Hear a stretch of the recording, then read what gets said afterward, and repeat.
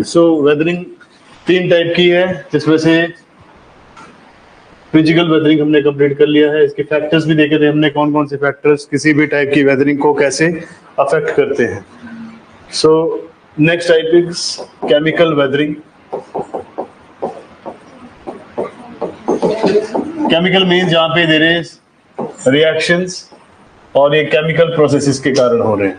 So next is chemical weathering.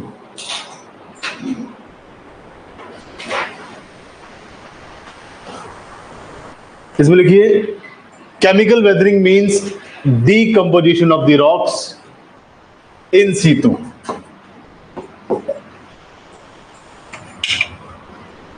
Decomposition of the rocks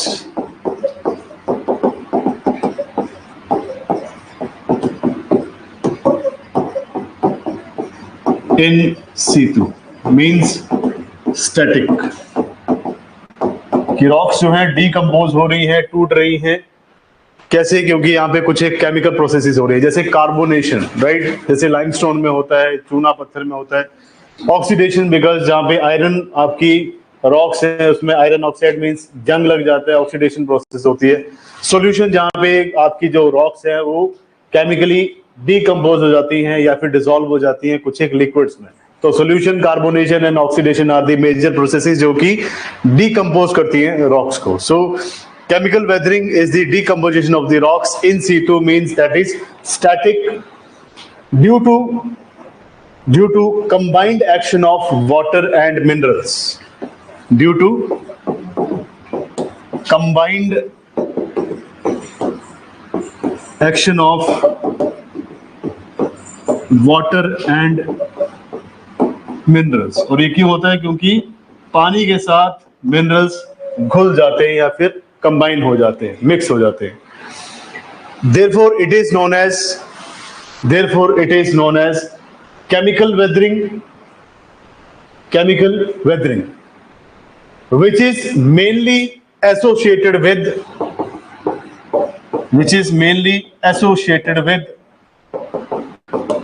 limestone rocks,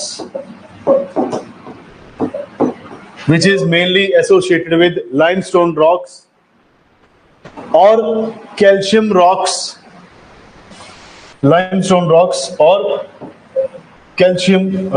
क्योंकि ये easily dissolve हो जाते हैं। Limestone and calcium associated with limestone rocks और calcium rocks, which are very easily subjected to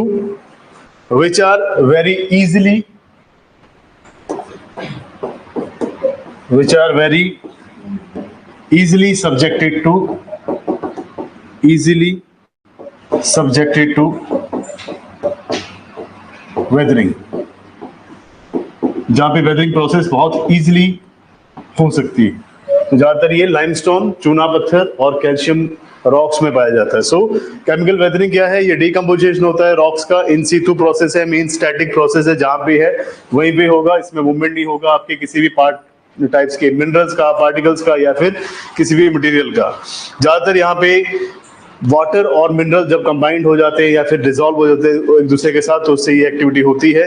ज्यादातर ये limestone और calcium rocks में पाया जाता है, क्योंकि ये रॉक्स इजीली केमिकल वेदरिंग के लिए सब्जेक्टेड है, मींस इजीली ये केमिकल वेदरिंग के लिए यूज किए जा सकते हैं।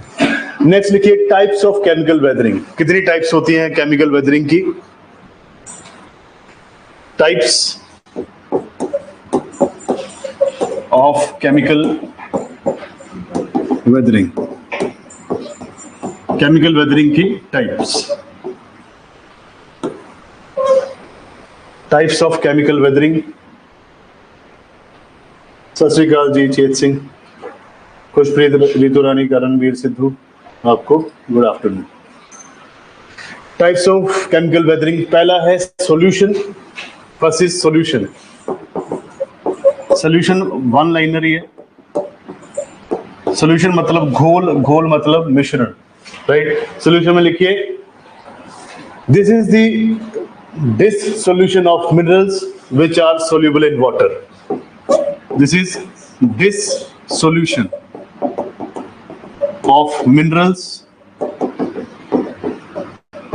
of minerals, which are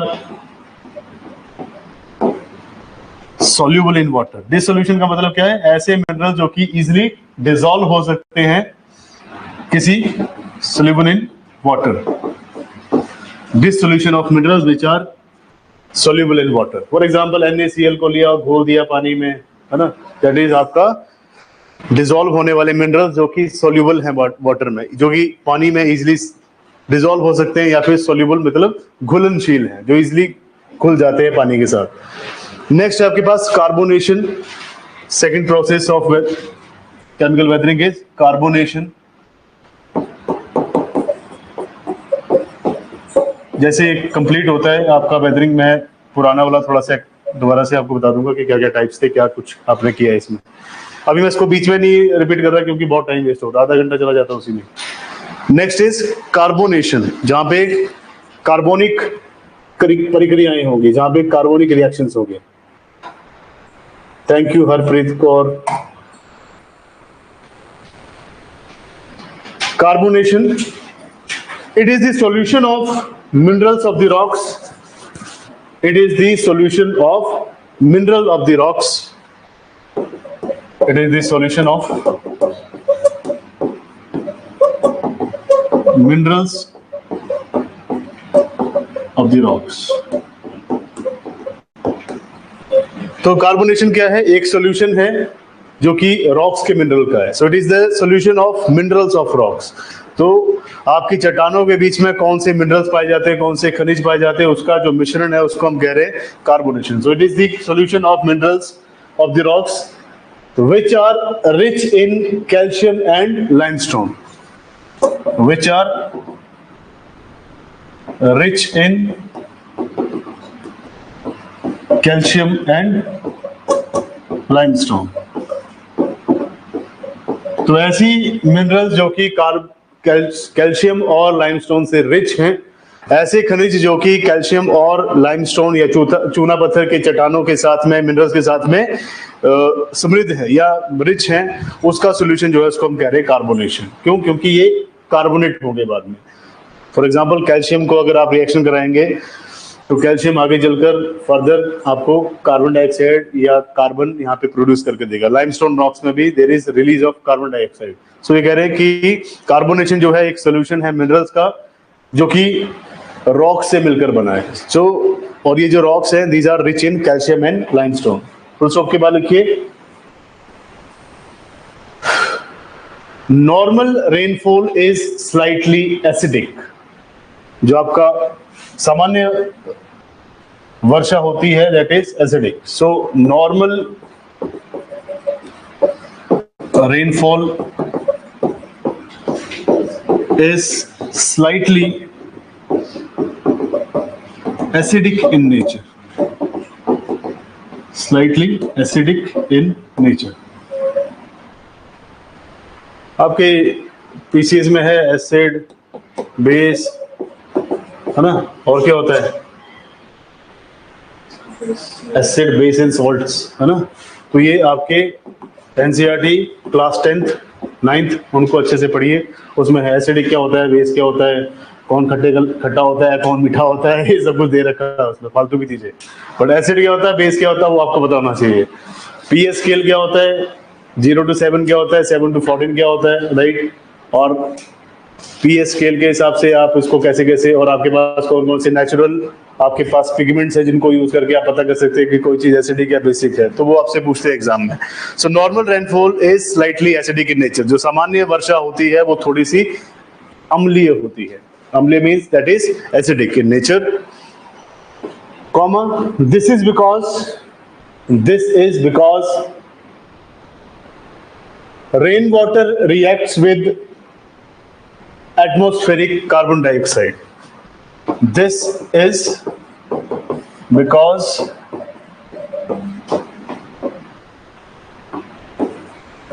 rainwater reacts with atmospheric carbon dioxide, because rainwater reacts with atmospheric carbon dioxide to form a weak acid to form a weak acid known as carbonic acid. Known as carbonic acid. Carbonic acid. Full stop. Line change फिर लिखिए. This carbonic acid reacts with. This carbonic acid reacts with. This carbonic acid reacts with limestone and calcium minerals. This carbonic acid reacts with calcium and limestone minerals. Such process is known as limestone minerals. Such process is known as carbonation. Such process is known as carbonation.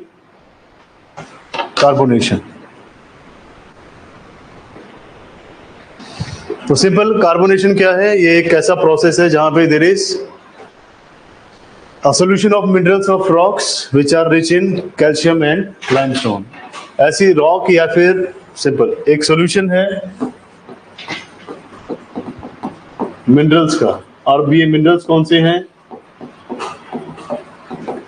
Calcium और limestone rock के.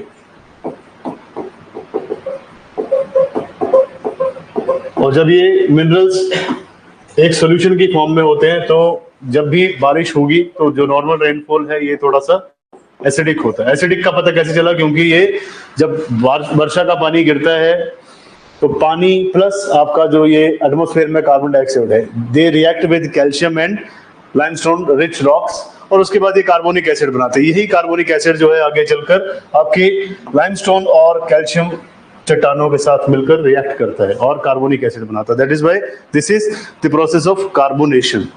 तो दूसरा जो आपके पास process है chemical weathering में, that is carbonation. Last है oxidation. Redox reaction आपने बहुत पढ़े है ना? क्या होता है रेडॉक्स रिएक्शन में? Oxidation and reduction, right? तो जब ऑक्सीडेशन रिडक्शन इकट्ठे होते हैं दोनों, तो उसको हम कहते हैं रेडॉक्स रिएक्शन. मार के सिखाया जाता है छोटी क्लासेस में, है ना? उस टाइम पे मार बहुत पड़ती, अभी नहीं पड़ती होगी, हमारे टाइम पे बहुत पड़ती थी. सीधा रेडॉक्स रिएक्शन, फिर मैडम ने पकड़ा हुआ है ऐसे रेडॉक्स रिएक्शन, फिर आपको नहीं याद आ रहा है मैडम एक मिनट रेडॉक्स रिएक्शन और थर्ड करके रेडॉक्स रिएक्शन. फिर उसके बाद बोलते बैठो इसको दोबारा से पढ़ो, 10 बार लिख के बताओ. और आप रेडॉक्स रिएक्शन इतना लिख लेते हैं कि पूरी जिंदगी आपसे बाहर नहीं जाती. फिर उसमें रेडॉक्स रिएक्शन में आपके साथ इतना ही मजाक नहीं किया जाता. This is for example, this is a redox reaction ना. रेडॉक्स रिएक्शन आप एक पूरा का पूरा ऐसे लिखते हैं. अब टीचर को भी होता है कि उसने सोचा है कि आज इतने लोगों को चांटा पड़ना चाहिए तभी हाथ की खुजली जाएगी, है ना? तो वो क्या करेंगे? Tell me this is redox reaction या फिर दिस इज ऑक्सीडेशन रिएक्शन. होता है ना उसमें कि आपको डिटेक्ट भी करना होता है. अब आपने पढ़ा है, डेफिनेशन बता दी जहाँ पे ऑक्सीडेशन होता है, रिडक्शन होता है, there is increase of. Oxidation में क्या होता है? There is attachment of oxygen, और दूसरे में there is removal of oxygen. अब आपसे पूछेंगे कि बताओ कहाँ पे ऑक्सीजन अटैच हो रही है, और जहाँ पे आपने दे धार चाटे, उसके बाद फिर आप नेक्स्ट डे पढ़ के आते. सो ये होता था उस समय, और अच्छा भी था उस समय, थोड़ा डर होता था. आजकल की तरह तो ना फोन ही चला रहे क्लास में, है ना? तब तो उठा के बाहर फेंक देते थे. सीधा फोन लाए हो, सीधा घर फोन हो जाता था कि आपका बेटा फोन लेके आया. हमारे टाइम पे फोन ले जाना ना, मतलब जो फोन ले जाता था उसकी अलग ही एक होती थी, क्या कह सकते हैं उसको? रोब नहीं, स्लैंग यूज करो ना कोई. अच्छा, आप तो अब जेनजी हैं, आपके पास स्लैंग नहीं है. रोब तो हमारे जैसे बोलते हैं 90s से पहले वाले, 99 से पहले वाले. Slang for this cool boy, ना? The person who is carrying mobile phone in the classroom and Bohemia के गाने चल रहे हैं. उस टाइम पे बोहेमिया बहुत चलता था, है ना? और उस टाइम पे ये बहुत चलता था कि तेरे को याद है कि नहीं याद है. फिर सारे गाने लिख के याद कर रहे हैं. एक तेरा प्यार बाकी दुनिया बेकार, है ना, उस टाइम पे चलता था ये, वो ट्रेंड था। आजकल की तरह थोड़ा था उस टाइम, आजकल तो आप जैसे स्पॉटिफाई चलाते हैं नीचे लिरिक्स होते हैं तो आप इजीली कर सकते हैं। कोई मुद्दा बैठा हो, रोक रहा है, कैसेट रोक रहा है बीच में, एक दूसरा जो रील वाली कैसेट थी, ठक रुक जा लिख रहा है, फिर दोबारा ठक करके लिख रहा है, फिर सारे दोस्तों के सामने कूल बनना है, डूड बनना है ना, हाँ dude that is dude, cool नहीं, कूल भी पुराना हो चुका है, डूड ब्रो, है ना। नेक्स्ट देखिए आप C part, that is oxidation. Rocks which are rich in iron, ज्यादातर ही आयरन रॉक्स में होता है। The rocks which are rich in iron,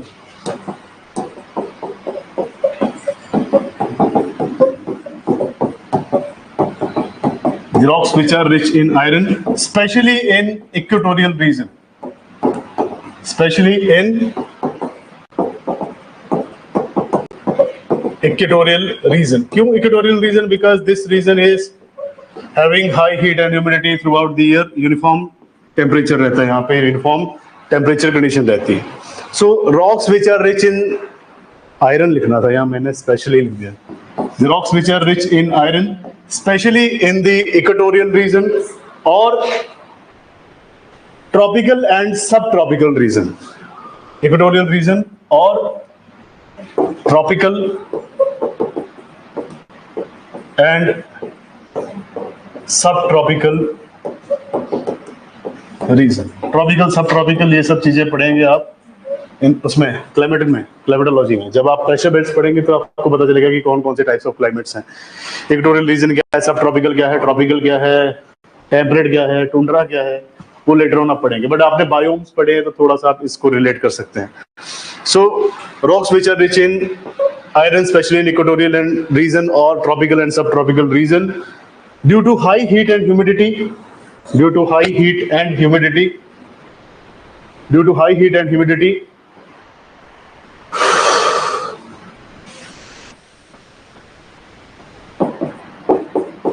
due to high heat and humidity, oxidation process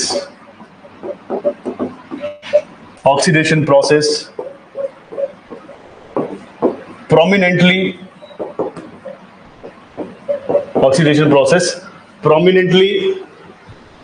prevails here. Oxidation process prominently prevails here, which is also known as rusting of iron, which is also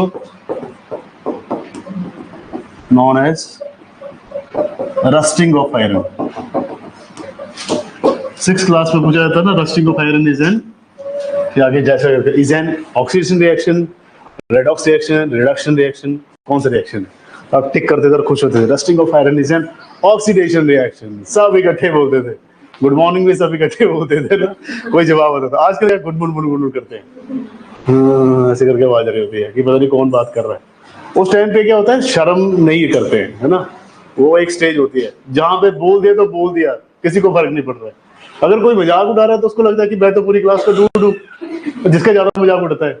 जैसे class में होता है एक व्यक्ति का नाम रखा होता है, स्पेशली इंडिविजुअल का प्रधान, और टीचर उससे बहुत फ्रैंक है और वो टीचर्स के साथ बहुत फ्रैंक है। सारी क्लास को लग रहा है कि he is the class monitor, यही होने चाहिए हमारे नेता, है ना। उसको हर चीज के लिए टीचर कहते हैं, जाओ प्रधान चाय लेके आओ, जाओ प्रधान पानी लेके आओ, जाओ डस्टर लेके आओ, चौक खत्म हो गया है। क्योंकि प्रधान जो है वो पूरी क्लास का प्रधान है, उसको क्लास मॉनिटर भी बनाया जाता है और वो चुगली भी करता है, और स्पेशली उसका चुगली करता है जो ज्यादा नंबर लेके आता है, क्योंकि उसको ये लगता है कि पूरा मेरा इस टाइम पे यहाँ पे प्रधानता है और यहाँ पे दूसरा बंदा मार्क्स लेके कैसे टॉपर हो सकता है। सो ये चीज होती है। था आपकी क्लास में कोई ऐसा व्यक्ति? पाए जाते हैं ऐसे लोग, और बाद में यही लीडर्स बनते हैं, है ना, या तो आर्मी भर्ती हो जाते हैं मेरे ज्यादातर दोस्त ऐसे हैं, पुलिस आर्मी भर्ती हो गए, जिनका ऐसा नेचर था, क्योंकि इनको यस सर नो सर, किंतु परंतु मेरे बंधु कुछ नहीं करते। सो दिस इज ऑक्सीडेशन रिएक्शन। ज्यादातर वहां पे होता है जहां पे आयरन है, आयरन के साथ में ऑक्सीजन मिक्स होगा, it will make iron oxide फिर ये रेड कलर का होगा, या फिर आप कह सकते हैं लाइट ब्राउन कलर का, उसे आप कहते हैं reddish brown colour of iron, that is rusting of the iron. So this is a third process, oxidation. अब ये नहीं लिखा होगा मैं, रेडिश ब्राउन कलर आता है इसमें, लिखा है oxidation is possible for reddish brown crust on the rocks, है ना. तो जिसको लिखना है reddish brown crust on the rocks वो लिख सकता है, इसमें शर्म करने वाली बात नहीं. जो याद कर रख लेगा वो चीज मेरे लिए, क्योंकि मैं तो ये पता नहीं 12वां बैच होगा मेरा जहाँ पे ज्योग्राफी चल रही होगी, तो मैं तो ये सब चीजें लिखा के थक चुका हूँ. बट जिसको लिखना है reddish brown crust on the iron rock वो लिख ले, क्योंकि लेटर ऑन याद रहेगा आपको. आपके यूपीएससी में और आपके स्टेट पीसीएस में बहुत फर्क है. हाँ, addition oxygen and removal of O2, right example. Add hydrogen and remove hydrogen, yes. Equatorial region, a region which is lying near to equator line. Equator के पास का जो आपका रीजन होता है, क्षेत्र होता है, उसको आप कहते हैं इक्वेटोरियल रीजन. नेक्स्ट है आपके पास reaction, that is hydration. D part hydration. अगर मैंने ऊपर 1 2 3 लिखा है तो आप उसको 4 लिखिए, डी मैंने बीच में लिख दिया. So this is hydration. Simple hydration means hydrological, adding up of water molecule, H2O इसमें ऐड होगा. तो इसमें लिखिए it means adding up of water. Hydration means adding up of water, bracket में H2. Adding up of water, adding up of water due to which rocks expand and contract. ये आपने physical weathering में बहुत पढ़ा. Due to which it means adding up of water due to which rocks expands and contracts, जिसकी वजह से चट्टानें expand भी करती हैं, फैलती भी हैं, और कॉन्ट्रैक्ट भी करती है, सिकुड़ती भी है. Full stop. Thus, this is a chemical weathering. Thus, it is a chemical weathering. Ultimately leads to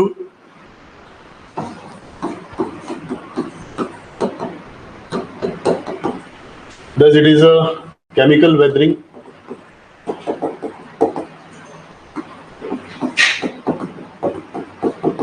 Which ultimately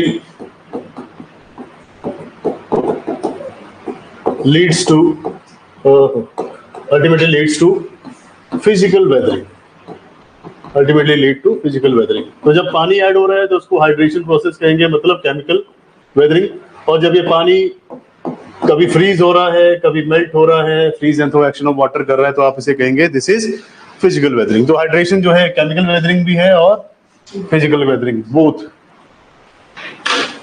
ठीक है. तो यहाँ पे केमिकल वेदरिंग कंप्लीट. यहाँ पे केमिकल वेदरिंग में एक सॉल्यूशन है, कार्बोनेशन है, ऑक्सीडेशन एंड हाइड्रेशन है. पहले में क्या है, मिनरल पार्टिकल्स पानी के साथ डिसॉल्व हो जाएंगे, घुल जाएंगे, उनका एक टाइप से सॉल्यूशन बन जाएगा. दूसरा, जहाँ पे ऐसी रॉक्स जो कि कैल्शियम या लाइमस्टोन के साथ में रिच हैं और उसका सॉल्यूशन बन रहा है, वही सॉल्यूशन आगे चलकर जो है कार्बोनिक एसिड बनेगा, चाहे वो रेनफॉल के कारण ही बने. और वही कार्बोनिक एसिड लाइमस्टोन और जो आपकी कैल्शियम रॉक है उनको एक टाइप से डिग्रेड करेगा या फिर वेदर करेगा, तो उसको कहेंगे आप कार्बोनेशन प्रोसेस. ऑक्सीडेशन में डायरेक्ट वहां पे ऑक्सीजन जो है वो आयरन के साथ में रिएक्शन करेगी, आयरन ऑक्साइड बनाएगी, आयरन में जंग लग जाएगा या फिर रस्टिंग होगी, रेडिश ब्राउन कलर की एक क्रस्ट बन जाएगी, परत बन जाएगी आयरन के ऊपर, चाहे वो आयरन रोड है, चाहे आयरन का कोई भी मटेरियल है. हाइड्रेशन में डायरेक्ट वाटर मॉलिक्यूल जो एड अप हो जाएगा आपके रॉक्स के बीच में. अब रॉक इसमें एक्सपैंड करती है, कॉन्ट्रैक्ट करती है, वो आपने ऑलरेडी पढ़ा है. तो ये केमिकल प्लस फिजिकल वेदरिंग दोनों का ही पार्ट है. अरे अरे अरे ये क्या हो गया. Next is biotic weathering. Simple, जहां पे बायोटिक फैक्टर जो है आपके वो हेल्प करेंगे वेदरिंग में, या बायोलॉजिकल वेदरिंग, बायोटिक और बायोलॉजिकल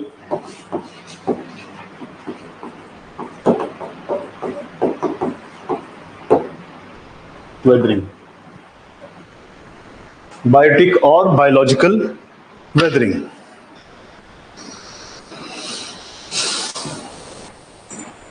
इसमें लिखिए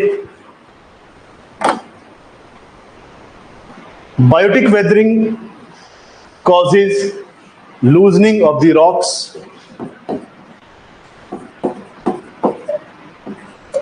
It causes loosening of the rocks. तो बायोटिक वेदरिंग में क्या होता है कि जो आपकी चट्टानें हैं वो लूज होती जाती है, टूटती जाती है. Full stop. These rocks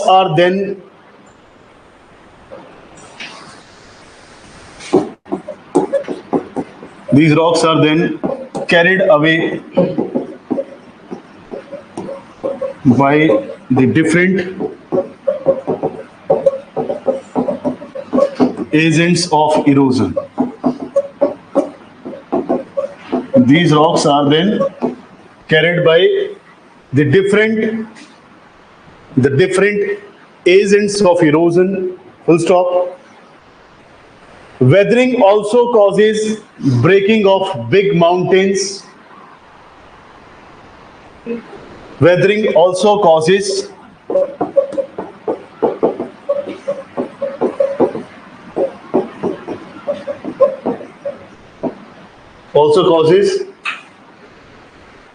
breaking of big mountains. Breaking of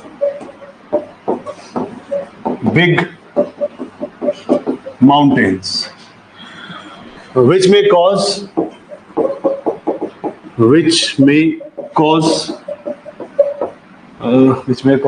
slope failure or mass movement or mass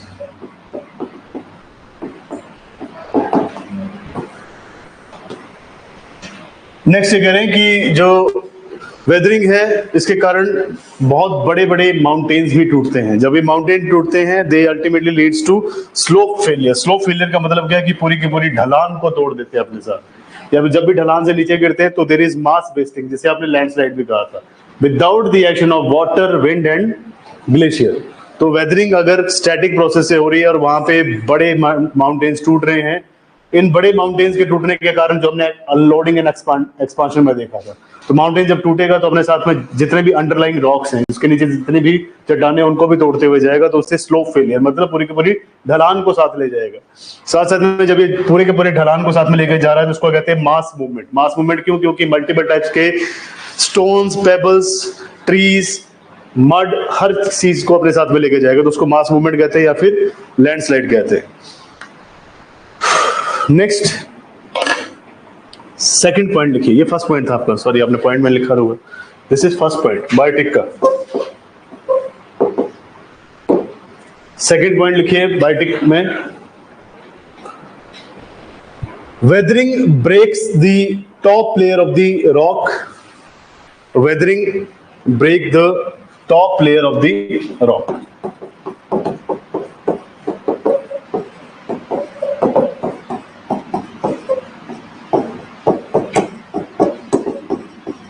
top layer of the rock. तो वेदरिंग जो है इससे चट्टानों का जो सबसे ऊपरी परत होती है, जो सबसे ऊपर की जो लेयर होती है उसको ये तोड़ता है. तो weathering breaks the top most layer of the rocks and thus helps in the soil formation. And thus helps in the soil formation. जब अपर लेयर है, जैसे आप कहते हैं सेडिमेंट्री रॉक्स, जब उनको तोड़ेगा तो उससे अल्टीमेटली सॉइल बनेगी. This helps in soil formation. Full stop. It also allows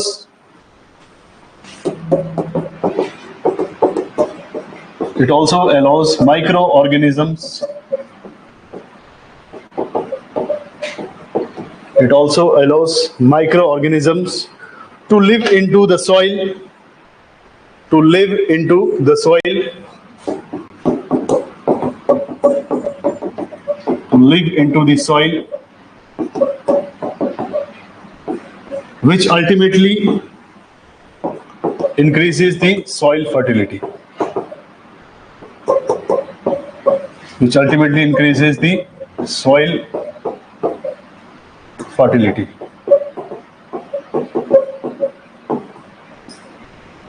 Which ultimately increases the soil fertility. Full stop. Line change फिर लिखिए biotic factors such as flora fauna. Biotic factors such as flora and fauna.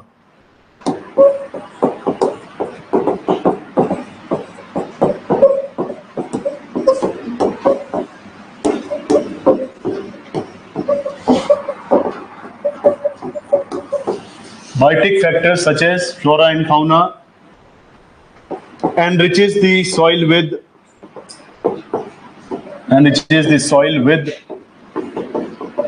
humidification, and second is humidification and mineralization.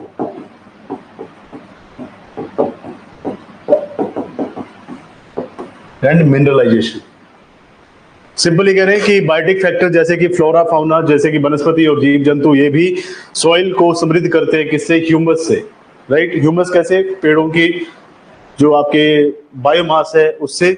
Also mineralisation कैसे? क्योंकि different type के आपके flora fauna जैसे multiple type के minerals हैं, चाहे वो उसका वेस्ट मटेरियल है, चाहे कंपोस्ट है, चाहे वो यूरिन है, उससे ये सारे के सारे बायोटिक फैक्टर जो है वो सॉइल को और ज्यादा यूजफुल बनाते हैं। सो बायोटिक फैक्टर में हमने ये देखा कि बायोटिक फैक्टर में पहला काम क्या हो रहा है कि there is loosening of the rocks. कैसे रॉक्स, आपकी जो रॉक्स है ये कैसे लूज हो रही है, राइट? कि यहाँ पे बड़े माउंटेन्स हैं, इनको डिफरेंट टाइप्स के इरोजन केस हैं, चाहे वो विंड है, चाहे वो आपका वाटर है, या फिर उसके साथ ग्लेशियर है। ये सारे तीनों एजेंट जो हैं इसको तोड़ रहे हैं, बिग माउंटेन्स को तोड़ रहे हैं। जब big mountain will break, it will causes slope failure. इससे स्लोप जो है वो टूटती जा रही है, ढलान टूटती जा रही है, जिसके साथ में मल्टीपल आपके जो पेबल्स हैं, स्टोन्स हैं, मल्टीपल मटेरियल्स हैं वो गिर रहे हैं। लैंडस्लाइड या फिर मास मूवमेंट इससे हो रहा है, राइट। दूसरे पॉइंट में हमने लिखा कि जब रॉक्स टूट चुकी है, टूटने के बाद जो सबसे टॉप मोस्ट लेयर है आपकी सॉइल की, सेडिमेंट्री रॉक्स की, उसे तोड़ा जाएगा। वो जब वो टूटेगी तो ये सॉइल बनाने में, मिट्टी बनाने में हेल्प करेगा। ये माइक्रो ऑर्गेनिज्म या फिर जितने भी आपके सूक्ष्म जीव हैं, चाहे वो डिफरेंट टाइप के मोस है, लाइकन्स हैं, या फिर अर्थवॉर्म्स हैं, they will enter inside the soil, और ये सॉइल के बीच में ही रहना शुरू कर देंगे, स्टे करना शुरू कर देंगे, जो कि आगे चलकर सॉइल को और ज्यादा सॉफ्ट कर देंगे, जिसमें वाटर रिटेंशन पावर ज्यादा होगी और आपकी सॉइल फर्टाइल हो जाएगी। अभी कह रहे हैं कि इसके साथ साथ में जो आपके बायोटिक फैक्टर्स हैं, जैसे कि फ्लोरा एंड फाउना, ये भी ह्यूमिडिफिकेशन में और मिनरलाइजेशन में हेल्प करते हैं। सो इन दिस वे आपकी सॉइल की फॉर्मेशन शुरू हो जाती है। थर्ड पॉइंट लिखिए,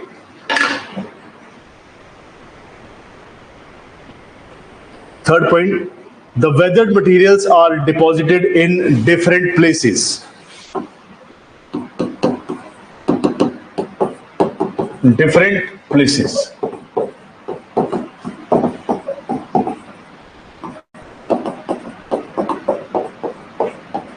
Weathered materials are deposited in the different places depending upon the type of minerals,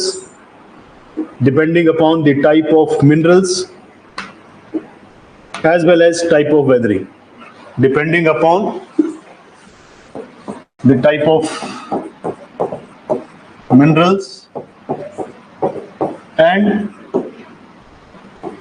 weathering. तो ये कह रहे हैं कि जो मटेरियल वेदरिंग के कारण टूट चुका है वो अलग अलग जगहों पे डिपॉजिट हो जाता है, वो अलग अलग जगह पे जाकर जमा हो जाता है, डिपॉजिट हो जाता है। और कारण क्या है? क्योंकि पहला बात डिपेंड करता है कि वहां पे मिनरल कौन सा है, और दूसरा वहां पे वेदरिंग कौन सी हो रही है, केमिकल हो रही है, बायोटिक हो रही है, या फिर एबायोटिक, दैट इज आपका physical weathering. So whether material अलग अलग प्लेसेस पे जमा होता है, डिपेंडिंग अपॉन वहां पे मिनरल कौन सा पाया जाता है और वहां पे वेदरिंग कौन सी टेक प्लेस कर रही है।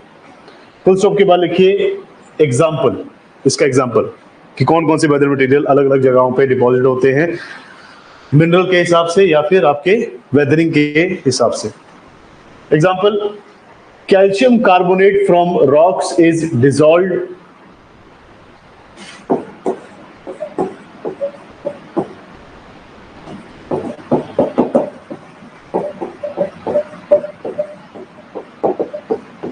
calcium carbonate from rocks is dissolved and deposited in from rocks is dissolved and deposited. So calcium carbonate from rocks is dissolved and deposited in high concentration,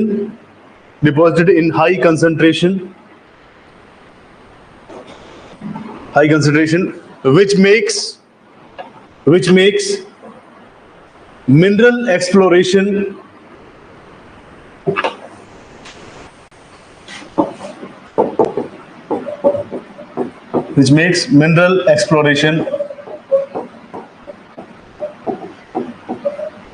commercially viable.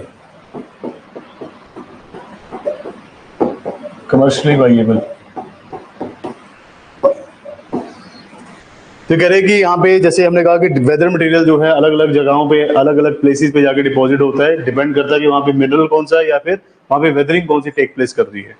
उसी में उन्होंने कहा कि जो आपका एग्जाम्पल है कैल्शियम कार्बोनेट का, ये ज्यादातर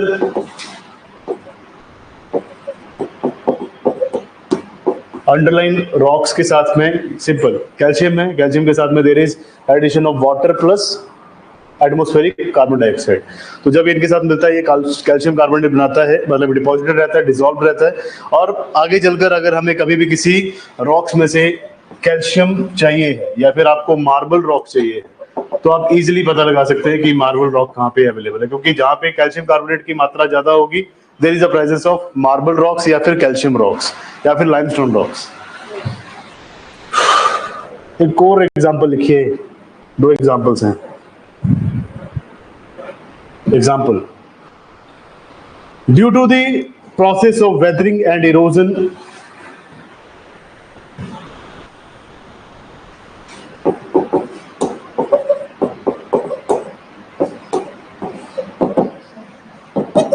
due to the process of weathering and erosion,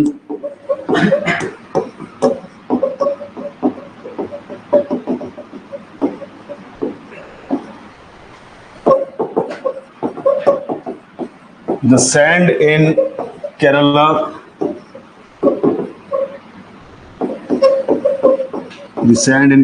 region is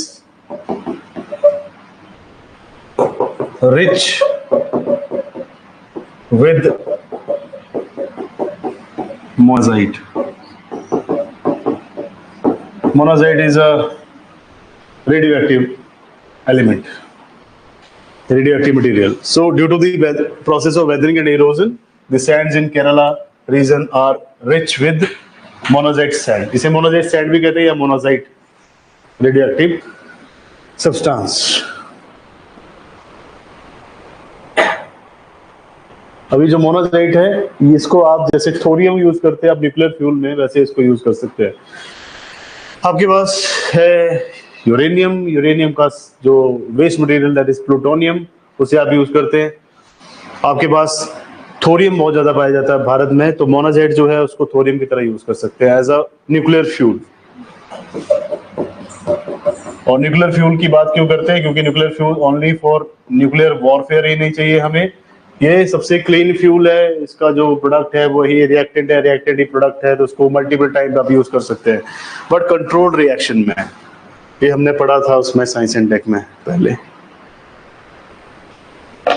fourth point पे आइए, fourth point that is fourth point, essential macronutrients such as micro नहीं macro,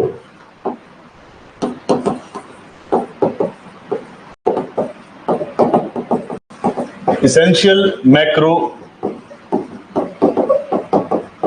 nutrients such as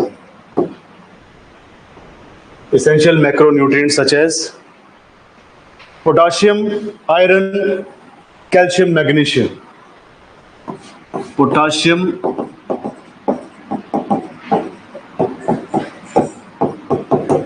calcium, magnesium, potassium, calcium, magnesium, and iron are added to the soil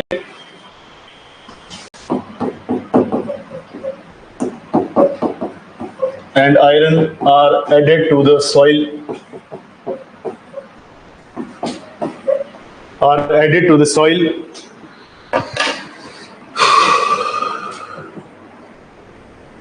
full stop. These macronutrients are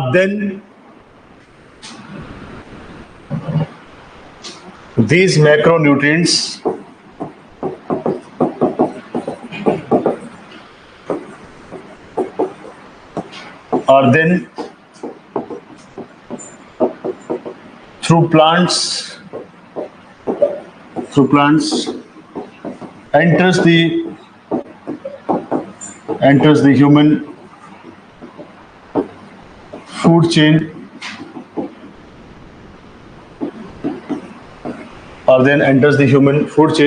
which is important for the growth of humans, which are then important for the growth of humans. Full stop. Fifth point. छोड़ो इसको, ये वही point है, लिख लो यार, लिखना पड़ेगा, छोड़ दें?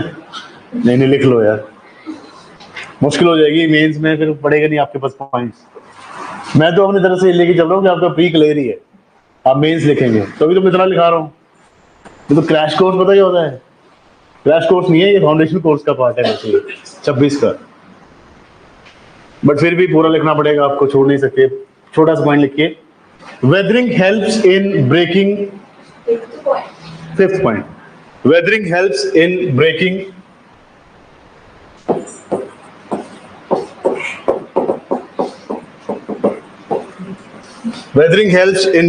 the solid rocks, in breaking the solid rocks.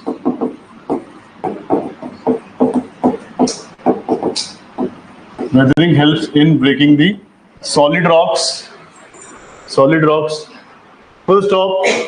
Thus increasing permeability of these rocks. Thus increasing the permeability of the rock. Permeable is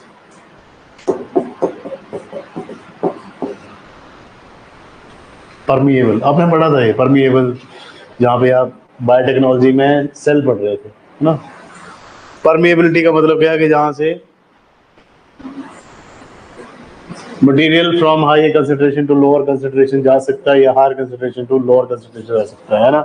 इसको ऑस्मोसिस, ऑस्मोटिक प्रोसेस भी कहते हैं, बट परमिएबल का मतलब होता है जिसके थ्रू क्रॉस कर सकते हैं, मतलब ये रॉक्स को खोखला बना देता है, सिंपल, जहां पे पानी एंटर कर सकता है easily. So weathering helps in breaking the solid rocks, thus it increases the permeability of the rocks. Full stop. Therefore rainwater or surface runoff, therefore rainfall या फिर rain water and surface runoff, rainfall, rain water और surface runoff. Surface runoff का मतलब क्या है कि ऐसा पानी जो कि सरफेस के ऊपर चल रहा है, भाग रहा है, that is river water, right. So surface run of can easily enter through the cracks. Surface runoff can easily enters through surface runoff can easily enters through the cracks. Any matter that can pass through it, like T वाली छाननी, nice, चाय वाली छाननी, that is permeable. ये भी अच्छा example है daily life का. Very good example. So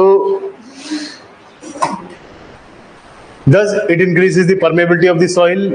The rainwater or surface runoff can easily enter through the cracks, and thus it helps in the recharge of groundwater. Thus it helps in recharge of ground water. तो ground water को recharge करने का ये काम करता है कौन सा, आपका बायोटिक प्रोसेस या बायोटिक वेदरिंग. यहाँ पे वेदरिंग कंप्लीट होता है आपका, राइट. सो वेदरिंग क्या है, स्टैटिक प्रोसेस है.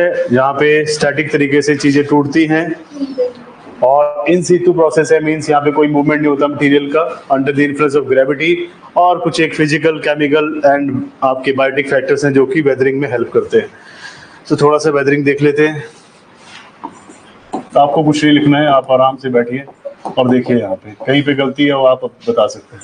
वेदरिंग दैट इज, यहाँ पे 3 चीजों से वेदरिंग होती है. एक है आपके पास that is mechanical force, that is physical disintegration. Weathering involves physical disintegration plus chemical decomposition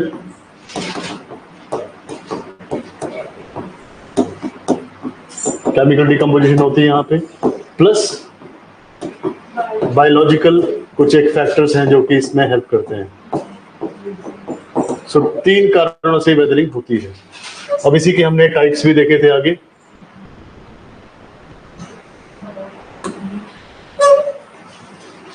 अब पहले आता है आपके पास फिजिकल वेदरिंग, जहां पे simple there is physical disintegration of the rocks. और इसके आगे टाइप्स थे. पहला टाइप था आपका ब्लॉक डिसइंटीग्रेशन, जहां पे ब्लॉक्स में पानी भर जा रहा है. वहां पे there is differential expansion and contraction, जिसको freeze and throw action of the water कहते हैं, राइट. दूसरा आपके पास था दैट इज ग्रैनुलर डिसइंटीग्रेशन, जहां पे दानेदार, इसको आप कह सकते हैं ग्रैनुलर वेदरिंग या फिर डिसइंटीग्रेशन लिखते हैं इसको, जहां पे डिफरेंट टाइप के आपके पास. पहला जो है वहां पे देयर इज जॉइंटेड रॉक्स या फिर क्रैक वाली रॉक्स. यहाँ पे देयर इज कॉम्पैक्ट रॉक्स, और कॉम्पैक्ट रॉक की जो है वो है आपकी क्रिस्टलाइन. डिफरेंट टाइप के कलर्स हैं, और depending about the colour they have different albedo. और डार्कर कलर की देयर इज लेस एल्बिडो, और लाइट कलर की देयर इज हाई एल्बिडो. सो इसको मत भूलना, ये थोड़ा सा कंफ्यूजिंग हो गया था. यहाँ पे डार्कर लेस एल्बिडो, क्योंकि ये कम से कम सनलाइट को या फिर आप इनकमिंग सोलर रेडिएशन को रिफ्लेक्ट बैक कर सकता है. और लाइटर की देयर इज हाई एल्बिडो. अब जिसकी एल्बिडो ज्यादा है या फिर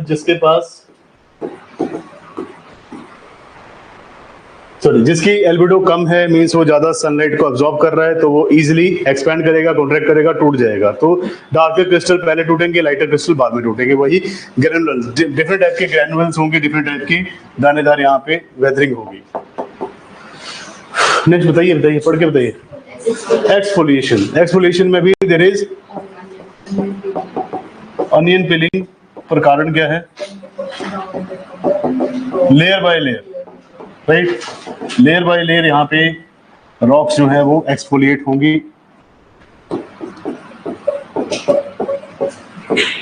और लेयर बाय लेयर टूटने का कारण क्या है,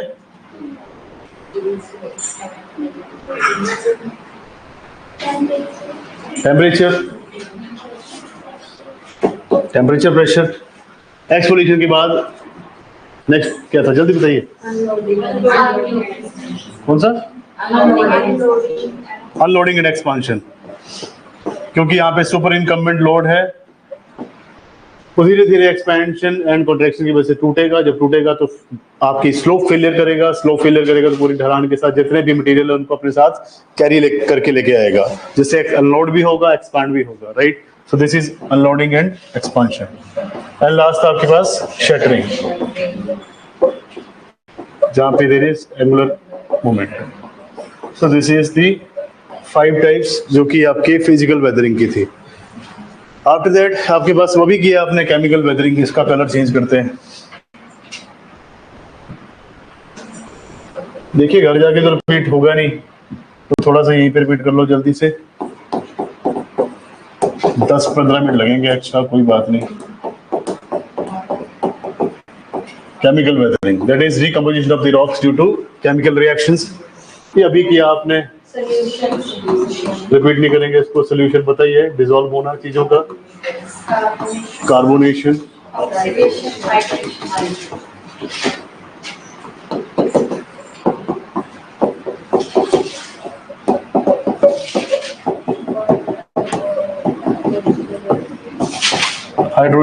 hydration is physical plus chemical both.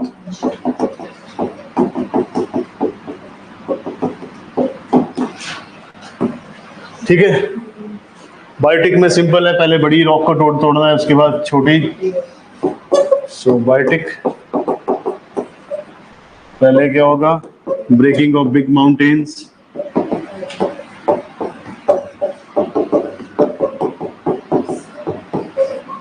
Slow failure, उसके बाद देयर इज टॉप लेयर का टूटना,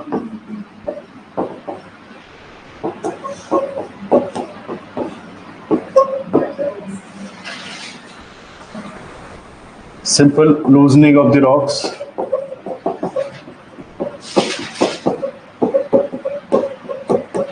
देन इसमें माइक्रो ऑर्गेनिजम्स का ऐड होना।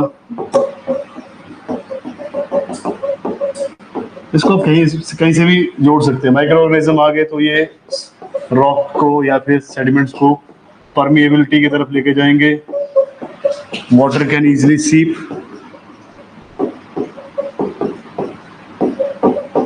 बाकी फ्लोरा फाउना का भी जो रोल है वो आप लिख सकते हैं, फ्लोरा प्लस फाउना, ये हेल्प करते हैं ह्यूमिफिकेशन और मिनरलाइजेशन में। सो इस तरह से आपका पूरा का पूरा टॉपिक है रिगार्डिंग वेदरिंग। कौन सी, फिजिकल, केमिकल एंड बायोटिक लिख रहे थे? लिख लो। सो ये आपको हेल्प करेगा रिवीजन टाइम पे भी। बस यही चीजें, ज्यादा इसको टेंशन में मत लेके चलिए। पिक्चर इसके बाद में दिखाते हैं आपको। Hello sir, PCS syllabus and UPSC syllabus confirm कर दो। जिन्होंने बैच मैथ इकोनॉमिक्स करी है वो हिस्ट्री करेंगे या नहीं, कंफ्यूज। आपका सिलेबस आप यूपीएससी का और पीपीएससी का प्लीज साइट से चेक करिए। अभी मैंने पीपीएससी का सिलेबस देखा नहीं है कंप्लीट। दूसरा, जिन्होंने बैच इकोनॉमिक्स करी है और हिस्ट्री करेंगे, हिस्ट्री तो चल ही रहा है आपका, हिस्ट्री तो करना ही पड़ेगा, हिस्ट्री छोड़ नहीं सकते आप। बुक्स में अभी आपको नहीं बता सकता। अच्छा, आपको दिख नहीं रहा ये?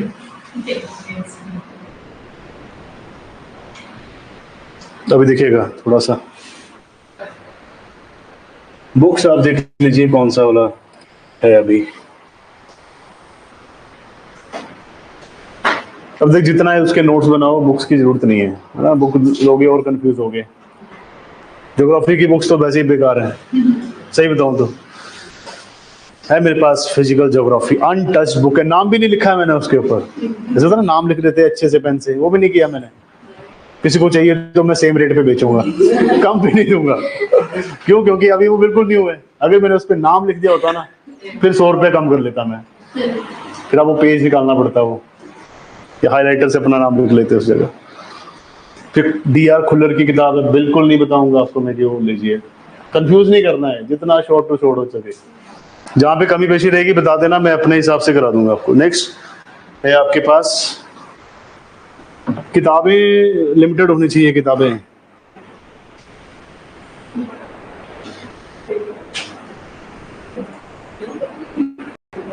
अब आपके पास जो मास मूवमेंट होता है ना, लैंडस्लाइड, ये 3 प्रकार का होता है: speed, role of water and risk. अब ये 3 प्रकार का, एक है स्लो, मीडियम एंड फास्ट। अब स्लो क्यों होता है? स्पीड के अकॉर्डिंग। अब स्लो में पानी का रोल है या नहीं, पानी इसमें अपनी भूमिका अदा करता है या नहीं, इसमें रिस्क एसोसिएटेड कितना होता है। मीडियम में स्पीड कितनी होगी, मतलब इसमें मिट्टी गिरेगी या फिर मड फ्लो होगा या फिर सीधा स्लाइड होगा। सो ये 3 प्रकार का होता है आपका मास मूवमेंट, इसी को अभी हमने देखना है। और मास मूवमेंट अल्टीमेटली आपको कहाँ लेके जा रहा है? लैंडस्लाइड टॉपिक के ऊपर। सो मास मूवमेंट तो कर ही लेते हैं, लैंडस्लाइड में नेक्स्ट टाइम बनाऊंगा। मास मूवमेंट छोटा सा पार्ट है। सो आप लिखिए अभी पहले मास मूवमेंट। 2:07, 10 मिनट लगेंगे अभी बस। पेन चेंज करते हैं पहले, दिख नहीं रहा ये। Black mass movement.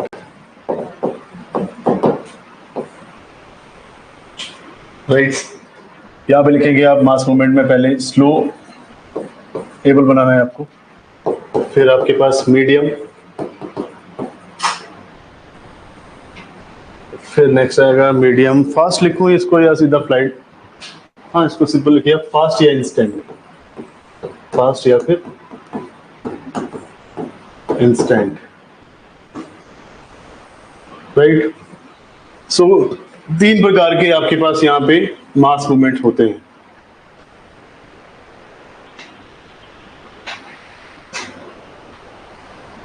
बुक्स आपको जो गाइड करे ना, जैसे अदर आपकी जो बुक्स हैं जैसे हिस्ट्री वगैरह की भी, वो सर आपको गाइड कर देंगे। बट मेरे सब्जेक्ट का मैं बता रहा हूँ, बाकियों का नहीं बता रहा कि आप कोई किताब मत लीजिए, जहां पे बताई जाए वो लेनी है। फिजिकल ज्योग्राफी की किताब मत लीजिए। मैं अपनी स्टेटमेंट को चेंज करता हूँ कि फिजिकल ज्योग्राफी की किताब मत लीजिए अभी तक, है ना। जब आप इसको पूरा पढ़ लेंगे उसके बाद मैं आपको गाइड करूंगा कि कौन सी किताब लेनी है। बट पहले नोट्स ही ना है। बट आप जब नोट्स पूरे बना लेंगे ना, आप कहेंगे किताब फालतू में लेनी, तो मेरी तरफ नाम भी नहीं लिखोगे उसके ऊपर, क्योंकि वो ज्यादा कंफ्यूज करेगी। जिसका ज्योग्राफी ऑप्शनल है उसके लिए मैं अलग से बता सकता हूँ, बट आपको नहीं करना है, आपके लिए इतना ही इनफ है। So slow, medium and fast.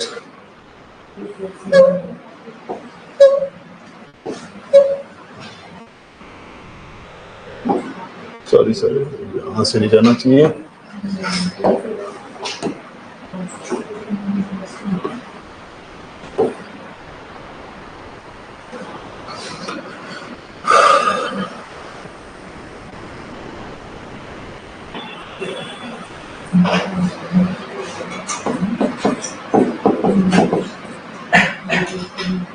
Not creep.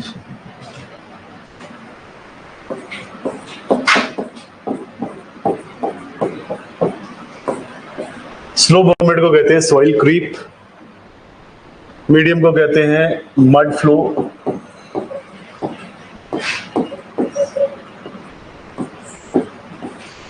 And fast को कहते हैं फॉल स्लैश लैंडस्लाइड।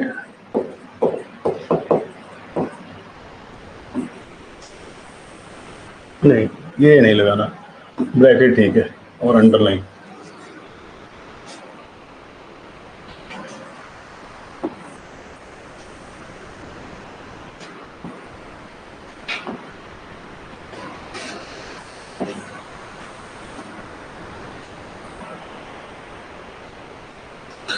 सो यहाँ पे फैक्टर्स लिखने हैं अलग अलग, कौन कौन से फैक्टर्स इनको स्लो, मीडियम, फास्ट बनाते हैं।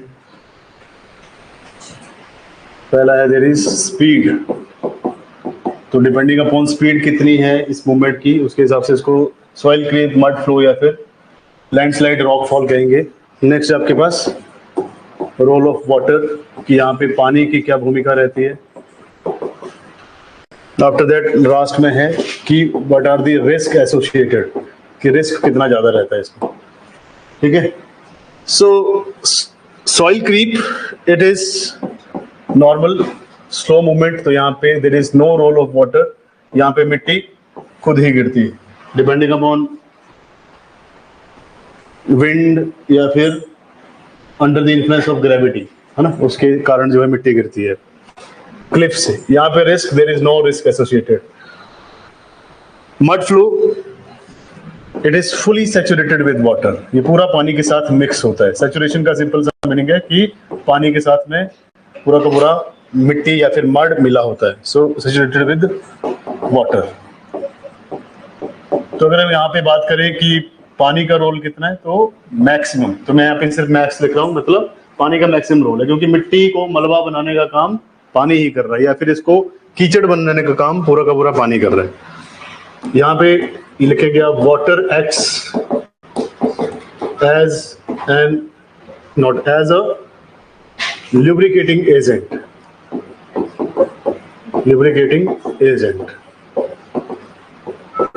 लिब्रिकेशन का मतलब क्या है कि इसको सैचुरेट कर देता है पानी के साथ और इसके मूवमेंट में ज्यादा हेल्प करता है, लुब्रिकेट करता है, इसकी स्पीड को बढ़ाने का काम करता है।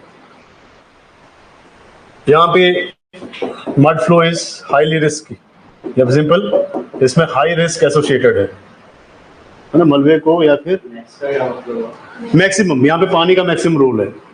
फॉर एग्जाम्पल अगर कहीं पे कीचड़ है ना, तो मड को बनाने के लिए ज्यादातर क्या चाहिए, पानी, मिट्टी घोलनी है ना, मिट्टी घोलने के लिए पानी ज्यादा चाहिए। सो दिस इज मैक्स में मैक्सिमम रोल है पानी का। नेक्स्ट है हाई रिस्क और इसमें है मैक्सिमम रिस्क।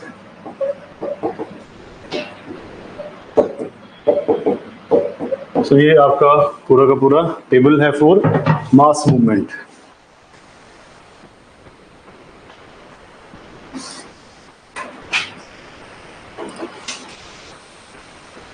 मास मूवमेंट, ये जो आपका लैंडस्लाइड है ना, ये एक टाइप से एवलांच के लिए भी सेम ही होता है। एवलांच भी एकदम से आता है इंस्टेंटली, जिसे आप कहते हैं हिमस्खलन, जब पूरा का पूरा ग्लेशियर टूट जाता है और मूवमेंट करता है। दिखाऊं एवलांच क्या होता है, पिक्चर देखना चाहेंगे, आपने बना लीजिए पहले। बहुत सारे बच्चों को पता ही नहीं है एवलांच क्या होता है, कई जगह पे मैंने देखा है। अरे ये क्या आ गया, सिलेबस आ गया।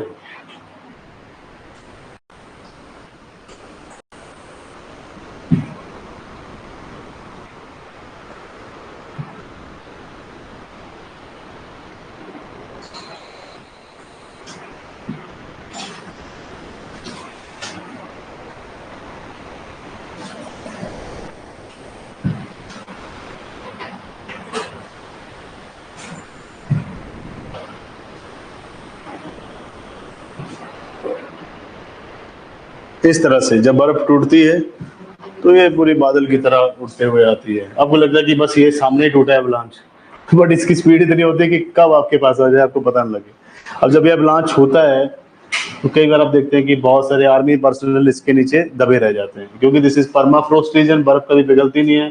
कई बार 40 ईयर्स के बाद भी डेड बॉडी निकाली जाती है, सेम वैसे की वैसे, क्योंकि फ्रीजिंग कंडीशंस में। सो बहुत खतरनाक एक्टिविटी होती है एवलांच पे। वीडियो नहीं मैं दिखा सकता ना, वो फिर ज्यादा ही हो जाएगा है ना। सो आप घर जाके देख सकते हैं कि एवलांच क्या होता है, बहुत खतरनाक एक्टिविटी है ये। Next is soil creep. Soil creep में एक बार अपना पीडीएफ ओपन करते हैं यहाँ से।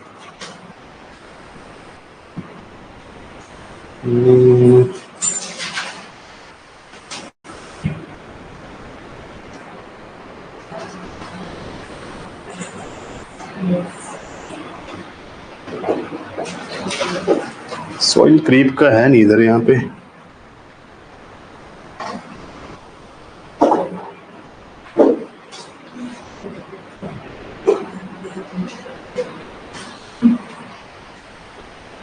ये पता नहीं क्या खुले जा रहा है।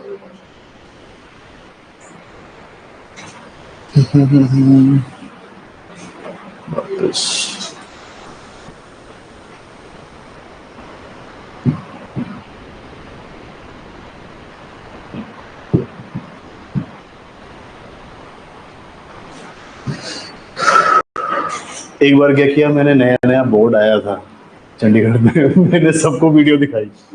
नेक्स्ट डे मेरे को मेरे डायरेक्टर ने बुला लिया कि आप ना इधर आओ। आप कहते हैं आप क्या यहाँ पे कोई सिनेमा घर चला रहे हैं, कहते आप वीडियो दिखा रहे हैं बच्चों को। मैंने सर बच्चों ने बोला मैंने दिखा दी। कहते ऐसे तो फिर आपको किस दिन बोलेंगे कि कोई मूवी दिखा दो तो आप तो मूवी, उसमें आवाज भी आती थी, इसमें स्पीकर नहीं है ना, उसमें स्पीकर था। ओ भाई साहब बड़ी क्लास लगी मेरी, तब से मैं वीडियो नहीं दिखाता, चाहे जितना मर्जी मेरे को इन्फ्लुएंस कर दे बच्चे कि सर दिखा दो एक बार। उसमें थे 2-3 हरियाणा के लड़के है ना, लास्ट बेंचर्स थे। अब मेरे को लगा कि ये ऐसे ही पढ़ेंगे, मेरे को था कि हर कोई अच्छा से पढ़े, तो मैंने उनके लिए वीडियो चला दी। उससे अगले दिन मेरे को भी बुला लिया गया, कहते आप आइए एक बार अपना सजेशन देके जाइए कि ये वीडियो चलानी चाहिए कि नहीं चलानी चाहिए। तो इसलिए वीडियो चलाने से थोड़ा डर लगता है। इसमें है नहीं वैसे, वो पिक्चर है नहीं। उसमें मैं उनको दिखा रहा था उस दिन अर्थक्वेक। मैं क्या भाई ये अर्थक्वेक आ जाएगा लाइफ में तो मेरे को बाहर निकलवाओगे यहाँ से। सो सॉइल क्रीप का सिंपल मीनिंग होता है इफ देयर इज अ, अब देखिए अब ऐसे ही कर सकते हैं। मान लीजिए ये कोई पहाड़ है, राइट, इसके near by there is a land area.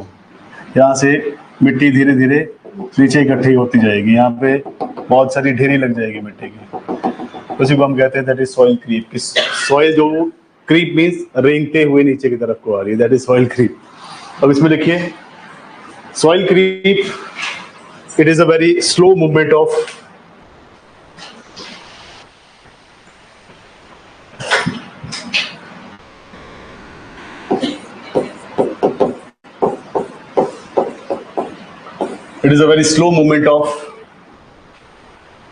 weathered rock material down the slope.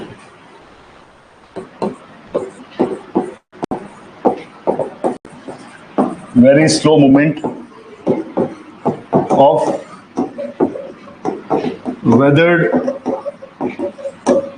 rock material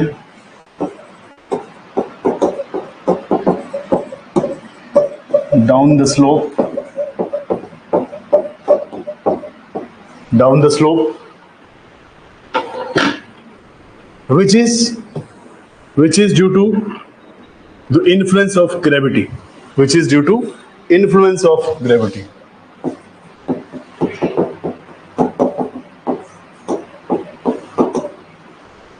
Which is due to influence of gravity. तो ये ग्रेविटी के प्रभाव के कारण जो है मिट्टी नीचे की तरफ को गिरती रहती है, और ये बहुत ही स्लो मूवमेंट है, बहुत धीरे धीरे गिरती है, धीमी गति से।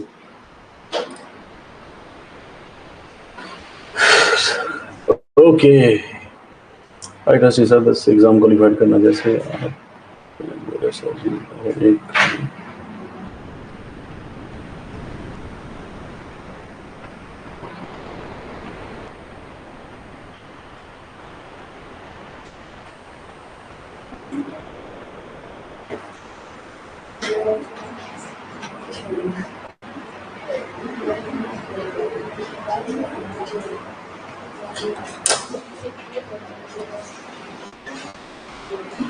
बातें मत करिए अभी।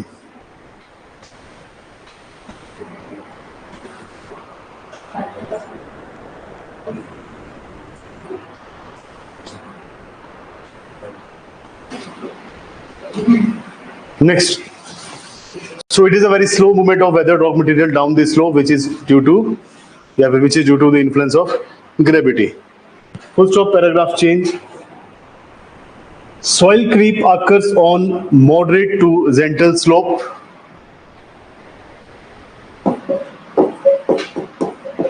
It occurs on the, क्या लिख रहे थे आप? Moderate to gentle slope. Moderate to gentle slope. कोई छोटी सी ढलान या फिर कोई मध्यम हाइट की अगर कोई ढलान है मॉडरेट लेवल की, तो वहां पे ये एक्टिविटी होती है। It is so slow that it cannot be noticed by the human eyes. It is so slow that it cannot be noticed by the human eyes.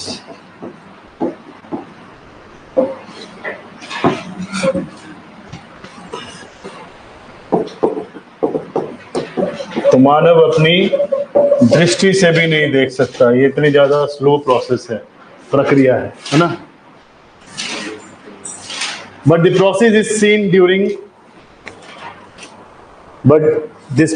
Is seen during bending of the poles.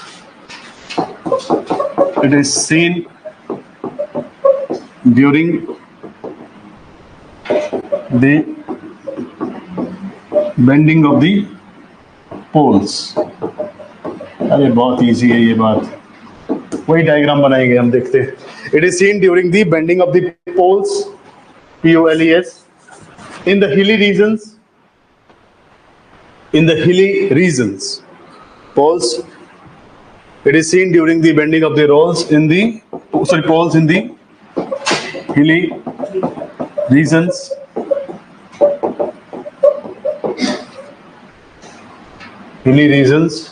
Full stop. Paragraph change. अब इसका diagram आपको बता देता हूँ क्या कहना की बात कर रहा है ये आपका एग्जामिनर। मान लीजिए this is a mountain, this is a surface, यहाँ पे आपने कोई पोल लगा दिया है इलेक्ट्रिसिटी का, है ना, दिस इज इलेक्ट्रिसिटी का कोई पोल, मिट्टी गिरती जा रही है, नीचे का जो पार्ट है वो खोखला होता जाता है। अब ये जो पोल है यहाँ पे टेढ़ा हो गया, है ना, फिर ये जो है वो ऐसा हो जाएगा, फिर अल्टीमेटली नीचे गिर जाएगा। That is bending of the pole, क्योंकि यहाँ से पूरा का पूरा जो मटेरियल है, वेदर मटेरियल, वो नीचे गिरने को जा रहा है। पहले पोल बिल्कुल स्ट्रेट था, फिर ये थोड़ा सा टेढ़ा हुआ, फिर होते होते होते नीचे गिर जाएगा। That is the bending of the pole. क्योंकि यहाँ पे कोई ऐसा अर्थक्वेक नहीं आया, कोई यहाँ पे भूकंप नहीं आया, कोई यहाँ पे ऐसी बाढ़ नहीं आई, फिर भी ये पोल टेढ़ा हो रहा है। क्यों? क्योंकि there is a soil creep, धीरे धीरे सॉइल जो उससे डाउन द स्लोप इस क्लिफ से नीचे गिर रही है, या फिर इस पहाड़ी से नीचे गिर रही है। पैराग्राफ चेंज करके लिखिए, soil creep occurs due to grazing of the animals. Soil creep occurs due to grazing of the animals, मतलब पशु चराने से भी होता है ये, grazing of animals।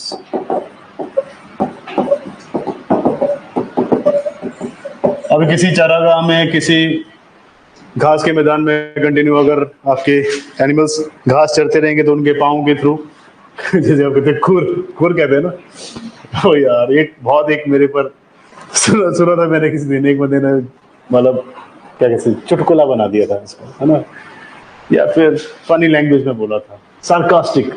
सार्केज्म का मतलब होता है पंजाबी में तो टोंट कहते हैं, है ना, इंग्लिश में भी टोंटिंग कहते हैं, बट सार्काज्म जो है वो अलग चीज होती है। सार्काज्म मतलब व्यंग्य। जैसे कि आपसे मैंने पूछा कि आपने पढ़ा क्यों नहीं, है ना, तो आपसे हर बार क्या आप कहते हैं कि सर भूल गए कॉपी लाने। आपको छोटी क्लास में टीचर क्या कहता था मेरे को बहुत हंसी आ रही चीज, सर भूल गए। उसका जवाब क्या मिलता था, खाना तो नहीं भूले थे। दैट इज अ व्यंग्य, है ना, उसको कहते हैं सार्काज्म, कि खाना तो नहीं भूले। जैसे मान लीजिए किसी मुंडे ने क्या कर रखा है, हमारे टाइम पे क्या था, वो पैंट्स ना बहुत ज्यादा वो करते थे, नैरो, ਇਹਦੇ ਲਈ ਤਾਂ टाइम लग गया, कहते फॉइल भी बना लो, है ना, बाल खड़े करने में तो नहीं टाइम लगता, उसमें तो नहीं भूलते, है ना। तो वो वही कैसे आपको सार्कास्टिक लैंग्वेज में, तो वैसे इसके लिए भी एक सार्काज्म बना था, मेरे को एकदम से हंसी आ गई तभी याद करके। So soil creep occurs due to the grazing of the animals, movement of animals and people, movement of animals as well as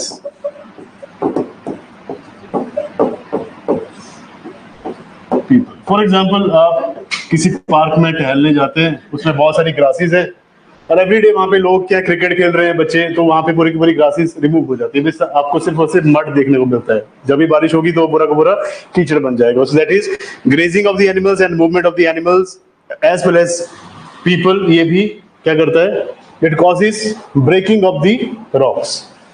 आगे लिखिए, it causes breaking of the rocks. Continue करिए, breaking of the rocks. Soil flow, soil या फिर mud flow next time करेंगे। Last line लिखिए, थोड़ी energy आ जाती है लास्ट लाइन के नाम पे ना, लिख ही लेते हैं बस, खत्म जल्दी जल्दी। In soil creep individual weathered particles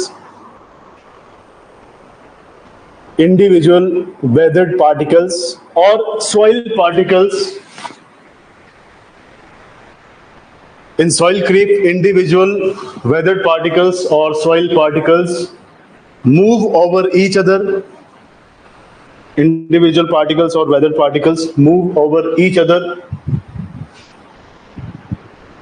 and also over the underlying rocks, and also over the underlying rocks. Full stop. So यहाँ तक आपका जो है पार्ट सॉइल क्रीप तक। नेक्स्ट देखेंगे हम सॉइल फ्लो, मड फ्लो और उसके साथ साथ में लैंडस्लाइड। लैंडस्लाइड बहुत बड़ा टॉपिक है, उसमें हम इसका डिजास्टर मैनेजमेंट भी कर लेंगे। ऐसे डिजास्टर मैनेजमेंट अलग से करते हैं, उसके 3-4 लेक्चर होते हैं, बट इसका हम साथ साथ ही कर लेंगे क्योंकि लंबा पार्ट है ये। सो इतना। और जब हमने वो करना है साइक्लोन जब करेंगे हम, उसमें साइक्लोन किस में आता है? ओशियोग्राफी में, क्लाइमेटोलॉजी में। तो उसका साइक्लोन का भी डिजास्टर मैनेजमेंट तभी कर लेंगे साथ में। सो आज के लिए थैंक यू। आपका टेस्ट आई थिंक अपलोड हो चुका है, नहीं होगा तो करवा देते हैं। लास्ट